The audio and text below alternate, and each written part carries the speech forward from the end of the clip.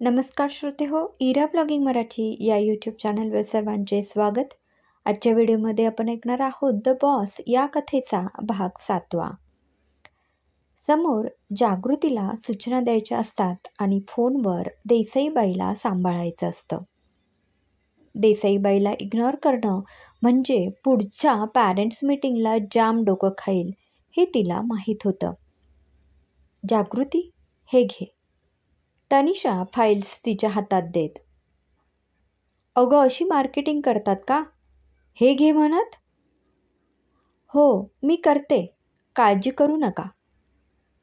हे बघ, मी तुला जो कॅटलॉग दिलाय ना त्यातले निदान 10 प्रोडक्ट तरी विकून दाखव. जमेल ना? हो. तनिषा दोन्ही गोष्टी शिताफीने करत असते. एकीकडे ऑर्डर देणं आणि दुसरीकडे ऑर्डर ऐकणं. आता काहीही करून त्या कॅटलॉगमधल्या वस्तू विकून त्याचं कमिशन देसाईबाईला द्यायचं होतं. मॅम, रिपोर्ट ओके असतील तर मी जाऊ? जागृती. तनिषा जागृतीकडे एकदा बघते. ऑफिसमधली फॅशनिस्टा, नवनवीन पेहरावाचे आणि मेकअपचे प्रयोग करणारी म्हणून ऑफिसमध्ये ओळख. हुशार पण वेंधळी. तिचा अर्धा दिवस मटकण्यात मुरडण्यात जाई आणि उरलेला वेळ भैरववर लाईन मारण्यात.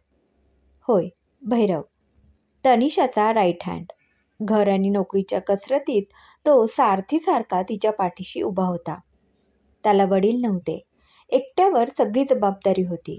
तनिषाने त्याला हाताशी घेतलं आणि इतकं मोठं काम सुरू केलेलं. त्याची सुरुवात कशी झाली, भैरव कसा आला ते कथेत येईलच पुढे. इकडे शलाका त्या लेखकाला शोधण्यात मागे लागलेली. @sbtr.com हे डोमेन कोणाचं असेल? तिने गुगलवर माहिती काढली आणि तिला समजलं की हे शब्दांतराच्या सुरुवातीच्या काळातील डोमेन, म्हणजेच जुनं डोमेन. म्हणजे शब्दांतरमधून कोणीतरी लेख लीक करतंय की कोणीतरी पार्ट टाईम तिथे राहून लेख पाठवत आहे. स्तंभलेखनाचे लेखकाला पैसे मिळतात, मग त्यासाठी कोणी तिथलाच एम्प्लॉई हे करत नसेल? एकना अनेक वितर्क लावून तिचं डोकं बधीर झालं. याचा सोक्षमोक्ष कसा लावावा हेच तिला समजेना. सगळं बाजूला ठेवून ती शेवटी डोक्याला हात लावून बसते. तेवढ्यात अनिल सर तिच्याजवळ येतात. मिस शलाका, काय झालं? शलाका एकदम दचकते आणि उठून उभी राहते. एकदम दचकलात तुम्ही तर. शलाका पुन्हा खाली बसून घेते आणि सांगते, सर, हे लेख कुणाचे आहेत हे ओळखणं अवघड होऊन बसलंय. तू त्याच आर्टिकल्सच्या मागे इतकी का लागली आहे कळत नाही मला. असं काय आहे त्यात? दाखव बरं मला एकदा. शलाकाने त्या लेखांची प्रिंट काढून ठेवलेली असते. ते ती अनिल सरांसमोर दाखवते. अनिल सर ते एकदा नजरेखालून घालतात आणि एकदम त्यांचे हावभाव बदलतात. काय झालं सर? हे तर तनिषाने लिहिलेले आहेत. काय? कशावरून? तिचे शब्द, तिची वाक्य, तिची भाषा, तिचे विचार सगळं परिचित आहे मला. Are you sure? 100%. पण तनिषा मॅडम का असं करतील? स्वतःच्या मॅगझिनमध्ये लिहायचं सोडून वर्तमानपत्रात का पाठवतील? तारीख आणि वर्ष बघ, कधी मेल आलेत हे? हे सगळे साधारण 2013-14 मधले आहेत. शब्दांतर 2015 साली सुरू झालं. तिने त्याआधी पाठवलं असेल. पण आता आपण हे पेपरमध्ये दिलं तर? तिची परवानगी घे आणि कर. शलाकाला आता पुन्हा एकदा शब्दांतरमध्ये जायची संधी चालून आली. का कोण जाणे, पण तिथे गेल्यावर तिला एक वेगळीच एनर्जी मिळत असायची. संध्याकाळी घरी आल्यावर तनिषा स्वयंपाक करत होती. आज ती जरा दमलीच होती. इतर कामं माफ होऊ शकतात, पण स्वयंपाक मात्र कधीच माफ नसतो. ती कामाला लागली. बाहेर माईंशी गप्पा मारायला त्यांची एक लांबची बहीण आलेली. त्यांचा पाहुणचारसुद्धा एकीकडे सुरू होता. मानव किचनमध्ये सारखा ये-जा करत होता. त्याला भूक लागलेली, पण स्वयंपाकाला अवधी होता. मग उगाच फ्रीज उघड, डबे उघड, काहीतरी तोंडात टाक, असे त्याचे उद्योग चाललेले. माई आणि त्यांची बहीण मोठ्या मोठ्याने गप्पा मारत होत्या. तुझी सून नोकरी करते का? हो, मी तर नाहीच म्हणत होते, पण मुलांचा हट्ट, काय करणार? जाते एका पुस्तकाच्या दुकानात कामाला. असेल 5-10 हजार पगार. मी तर नेहमी म्हणते, माझा डॉक्टर मुलगा महिन्याला लाखो कमवतो. तुला काय गरज आहे त्या 5-10 हजारासाठी इतकी वणवण करायची? पण ऐकते कुठे? कोटींची मालकीन ती. आपल्या देखत हे सगळं निमूटपणे ऐकते. मानव सगळं बघत असतो. तिच्या मनात चाललेली घालमेल तो ओळखतो. फक्त तिच्या खांद्यावर हात ठेवून तिला धीर देतो आणि तिथून निघून जातो. तनिषाला हा अपमान नेहमीचा झालेला असला तरी प्रत्येक वेळी तेवढीच वेदना तिला होई. आपलं इतकं वर्चस्व असूनही माईंच्या नजरेत एक साधारण व्यक्ती म्हणून वावरावे लागे. तिला 7 वर्षापूर्वीचा काळ आठवला. माईंना बीपीचा त्रास होता. तनिषाने शब्दांतरचं काम नुकतंच सुरू केलेलं. ती असंच कामात असताना माईंनी तिला हाक दिली. ती कामात इतकी व्यग्र होती की तिला ऐकूच आलं नाही. माई चिडून तिच्या खोलीत आल्या. काय ग, केव्हाची हाक देते मी? हो का, मला खरंच ऐकू आलं नाही. हे काय काम करते तू? माई ऐका ना, मी ना काही कथा लिहिल्या आहेत, त्याच्या प्रिंट्स आणल्या मी. याचं एक छोटंसं पुस्तक बनवावं असं वाटतं मला. आणि किती पैसे मिळणार त्यातून? फार नाही पण. फार नाही ना? मग बंद कर असले उद्योग. मला फक्त घरकाम करणारी सून हवी. आणि तू कितीही केलंस तरी माझ्या मुला इतकं कर्तृत्व तुला जमणार नाही. समजलं?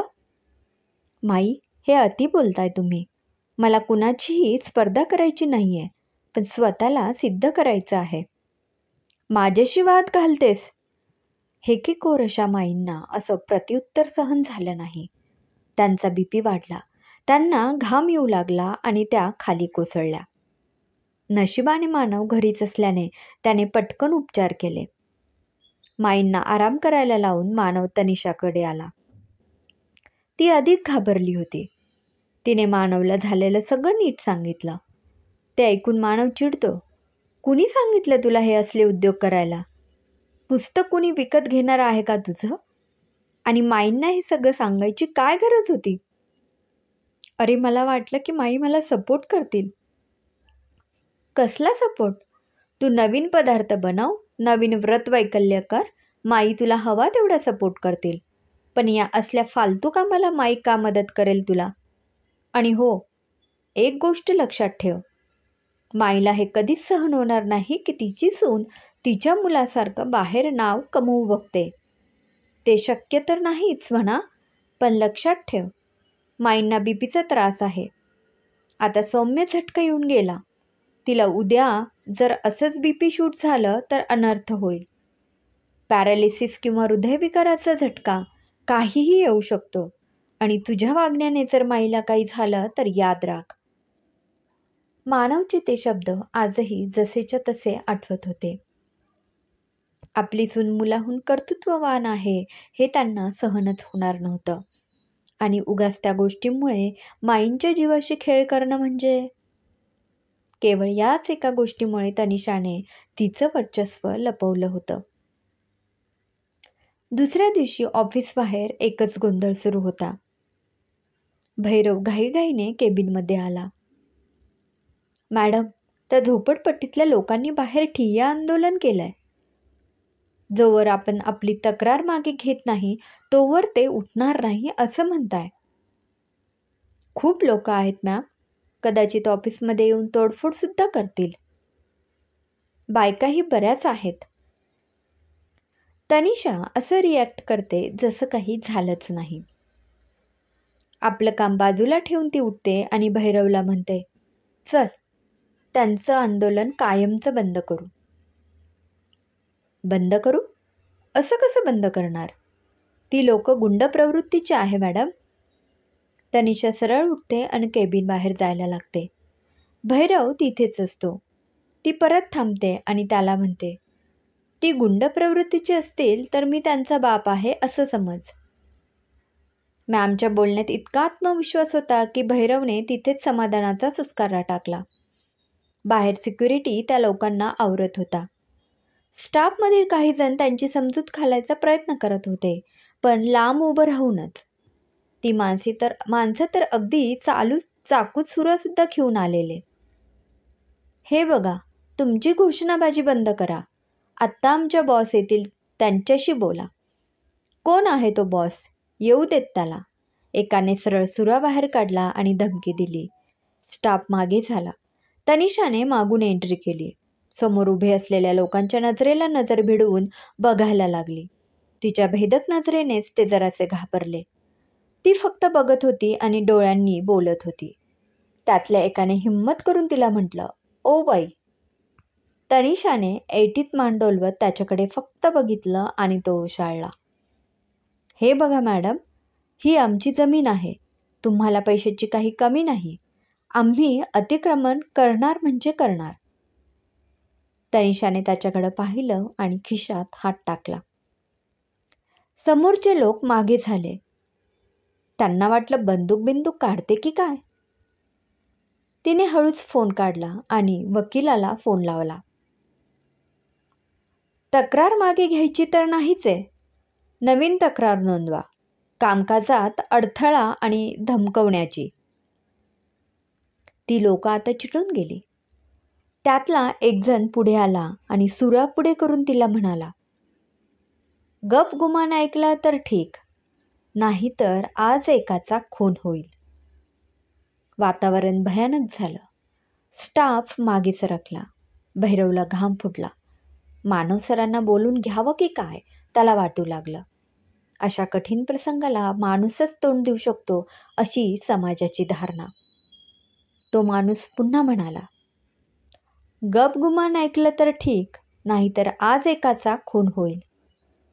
तनिषा फक्त हसली. मागून एक आवाज आला, अन त्यो खून तुझा असल. क्रमशः. लेखिका संजना इंगळे. श्रोते हो, कसा वाटला कथेचा आजचा भाग कमेंटमध्ये नक्की कळवा. पुन्हा भेटूया कथेच्या पुढील भागात. धन्यवाद.